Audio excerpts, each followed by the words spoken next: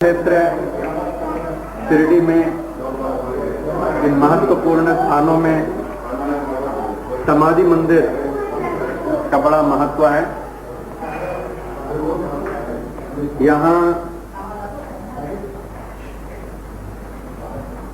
1914 में समाधि मंदिर यहाँ नहीं था, उसकी जगह एक बगीचा था, जिस बगीचे को बाबा स्वतः सींचते थे, देखभाल करते थे, पौधों को लगाते थे। उसके बाद में नागपुर के प्रसिद्ध लक्षाधिपति गोपाल राव बूटी को बाबा ने आदेश दिया 1914 में कि यहाँ बाड़ा बनाएं। तो वो बाड़ा बनकर तैयार हो गई 1918 में। तो 1918 मंगलवार 15 अक्टूबर से पहले ही बाबा बड़े अस्वस्थ हो गए। उसके बाद में बाबा ने मंगलवार 15 अक्टूबर 1918 में समाधि ले लिया। समाधि लिया बाबा ने द्वारका माई मस्जिद में, क्योंकि बाबा के अंतिम वाक्य थे, मुझे दगड़ीवाड़ा ले चलो। और बाबा के समाधि के उपरांत ये निश्चय नहीं हो रहा था कि वो मुसलमान थे या हिंदू थे। मुसलमान अपना पीर बताते थे, हिंदू लोग अपने ईश्वरीय अवतार बताते थे। तो कोपरगांव का मामलतदार आके मतदान किया।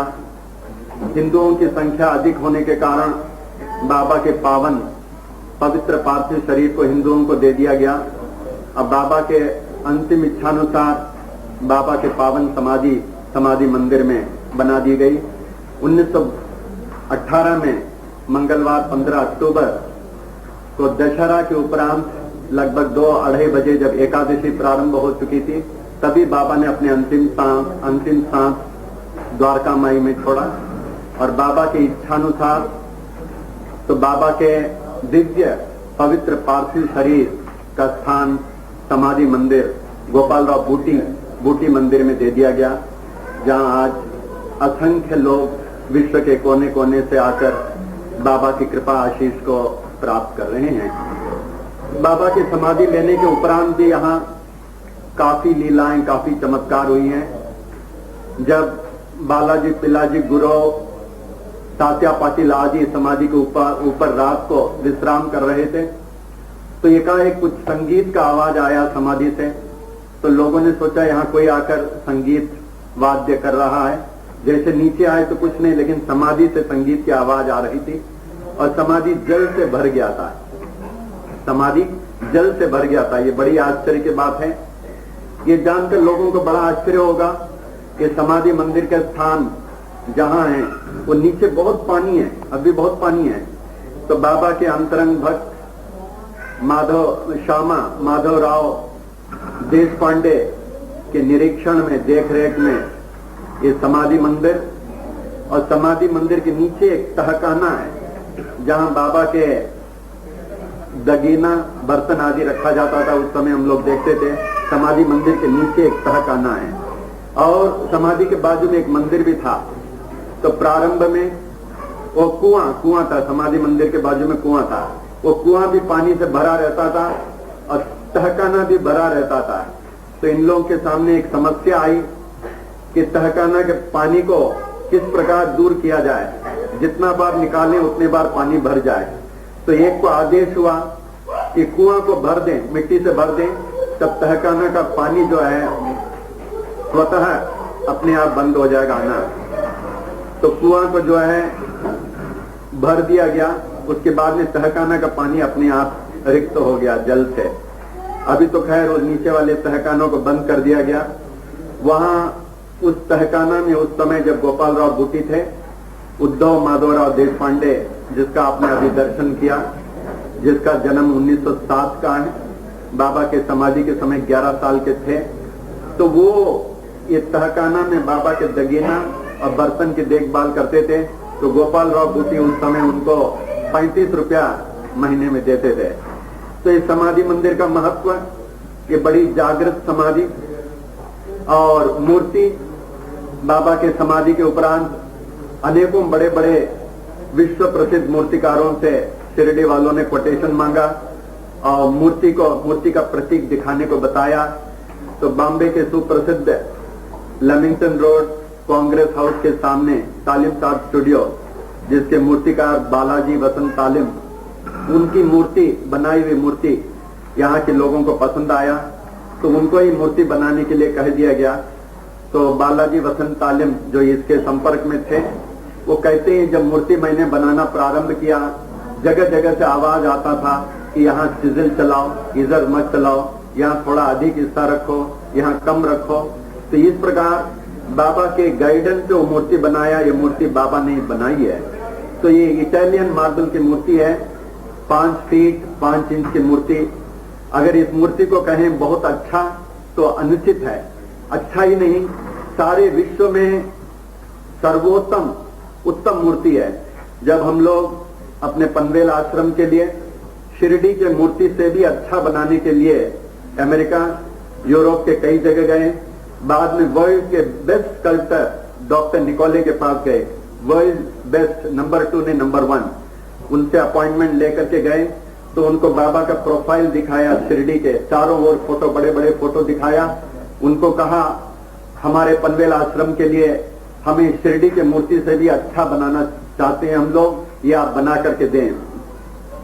तो उन्होंने प्रोफाइल को देखा, तो उनके अंडर में वर्ल्ड के बड़े बड़े स्कल्पटर, मूर्तिकार काम करने वाले, बड़े बड़े मूर्तिकार काम करने वाले थे। तो उन्होंने कहा डॉक्टर निकोले ने, मैं अच्छी तरह निरीक्षण करके कल आपको बताऊंगा। बहुत सारे शिरडी बाबा को फोटो दिखाया। जब दूसरे दिन डॉक्टर निकोले स्वतः हम लोगों को लेने के लिए आए अपनी स्टूडियो, उनकी बहुत बड़ी स्टूडियो, विश्व में सबसे बड़ी स्टूडियो, जिस स्टूडियो में बड़े बड़े विदेशी मूर्तिकार काम करते हैं। उन्होंने कहा आपके दिए हुए प्रोफाइल को हमने देखा, अच्छी तरह हमने जांच किया, आप जैसे मूर्ति चाहते हैं मैं मूर्ति बना सकता हूं, लेकिन वो मूर्ति, जो मूर्ति आपने प्रोफाइल दिखाया है वो वैसे ही होगी, इससे अच्छा मूर्ति बन ही नहीं सकता। तो कहने लगे इससे अच्छा मूर्ति बन ही नहीं सकता। माने जो वर्ल्ड के बेस्ट स्कल्पटर, वो कहते हैं इस मूर्ति को अच्छा नहीं कहना, ये मूर्ति जागृत है और ये इंसान के बनी हुई मूर्ति नहीं है, इसमें कोई दिव्य शक्ति ने बनाया। कोई भी विश्व का मूर्तिकार अगर बनाना चाहे, शायद प्रभु की कृपा से ऐसी मूर्ति बना दे, लेकिन इससे बेहतर बनाना तो असंभव ही है। तो बोले अगर आप चाहें तो मैं इसे बना दो मूर्ति शिरडी के समान, और मैं 3 महीने में वहां रोम से, जहां वो पिसा में रहते थे, मैं पनवेल भेज दूंगा, वो कह रहे थे। तो इस प्रकार विश्व के बड़ी बड़ी मूर्ति जो डॉक्टर माइकल एंजेलो ने बनाए हैं, माइकल एंजेलो के समय जो रोम के बड़े बड़े चर्चेस में हैं, और भी विश्व के कोने कोने में जहां हैं, अगर उन विभिन्न मूर्तियों को, जीसस क्राइस्ट, मैरी आदि विभिन्न मूर्तियों को अगर इस शिरडी बाबा की मूर्ति से कंपेयर करें, तुलना करें, आप तुलना करें, तो ये मूर्ति कहीं अधिक अच्छी है। लेकिन इसको एक भावना से देखें, एक मूर्तिकार की दृष्टि से, एक भक्त की दृष्टि से देखें, तभी आप इस मूर्ति के दर्शन से पूरा लाभ होगा। जब इस मूर्ति का अभिषेक की जाती है, जब जल बाबा के पावन मुखारबिंद से बाहर यूं गिरता है, तब देखिए जैसे बाबा के आंख के पुतले जैसे हिल रहे हैं। अब बाबा के दिव्य चेहरे को देखिए, जिस प्रकार आपके प्रश्नोत्तर दे रहे हैं, आपके शंका समाधान दे रहे हैं। तो आज ये बाबा की जागृत मूर्ति है, विश्व के सभी मूर्तियों से सबसे महत्वपूर्ण है, सबसे उत्तम, सबसे अच्छा है। तो ये साई प्रेमियों के लिए बाबा की सबसे बड़ी देन है, जो अपने दिन प्रतिदिन के जीवन में अनेकों समस्याओं के साथ यहाँ आते हैं। ऐसा कोई प्राणी नहीं है जिसके सामने समस्या नहीं है, समस्या हर एक के पास रहती है।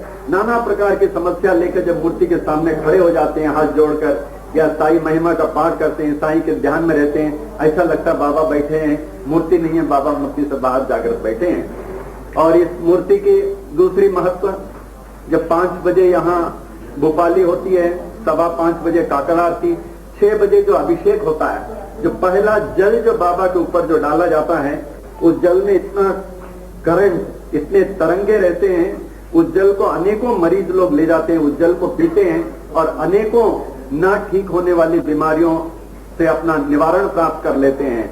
बहुत सारी बीमारी ठीक होती है। 6 बजे जो बाबा के ऊपर पहला जल जो डाला जाता है, जो बाबा की जागृत मूर्ति से जो प्रभाव होती गिरती है, उस जल को अनेक मरीज लोग उस जल को पीते हैं और अनेक प्रकार के अपने बीमारियों से मुक्त हो जाते हैं। तो इस प्रकार ये शिरडी क्षेत्र ऐसा है कि विश्व में कोई भी तीर्थ स्थान आप जाएं, धर्म क्षेत्र जाएं, यात्रा जाएं, लोग जाते हैं और कहते हैं हमने यात्रा किया, बड़ा आनंद आया, बहुत अच्छा दर्शन हुआ, लेकिन ये विश्व के प्रसिद्ध तीर्थ स्थानों में नहीं है, विश्व के अन्य धर्म क्षेत्रों के समान नहीं है। ये वो स्थान है जहां सभी प्रेमीगण अपने नाना प्रकार की समस्याओं को लेके आते हैं, मानसिक, शारीरिक, आर्थिक, परमार्थिक अन्य समस्याओं को लेकर आते हैं और समस्याओं को हल करके जाते हैं यहाँ। तो ये वो स्थान है, ये समझ लें, ये बाबा का ये यूनिवर्सल ये क्लिनिक है जहां हर मरीज की दवा है, यहाँ कोई भी इधर से वापस खाली नहीं जाता है। आपकी ये मानसिक समस्या हो, आर्थिक समस्या हो, शारीरिक समस्या हो, परमार्थिक समस्या हो। और इस स्थान में एक दूसरी महत्वपूर्ण, जो एक बार भूले भटके से भी आ जाता है, जाते समय कहता मैं फिर आऊंगा और अधिक समय व्यतीत करेंगे।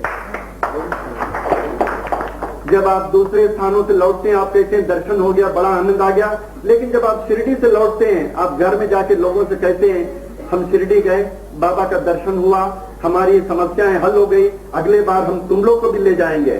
तो परिणामवश आज शिरडी में पांव रखने के लिए इस महत्वपूर्ण दिनों में गुरुवार या और उत्सव में लोगों के लिए जगह नहीं है, और साई भक्तों की संख्या बढ़ती जाएगी, लोगों की समस्याएं हल होती रहेगी।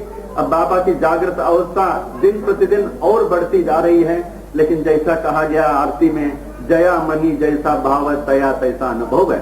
जो इस भावना से आते हैं शिरडी, मैं यात्रा में जा रहा हूँ, बाबा का दर्शन करूंगा, बाबा की भक्ति करूंगा, हमारे समस्याओं को बाबा की झोली में अर्पण कर देंगे, तो इस भावना से जो आते हैं तो भक्ति को प्राप्त करते हैं, अपने संकटों से निवारण प्राप्त करते हैं, तो उनके अंतःकरण में बाबा का उद्धारण कर लेते हैं।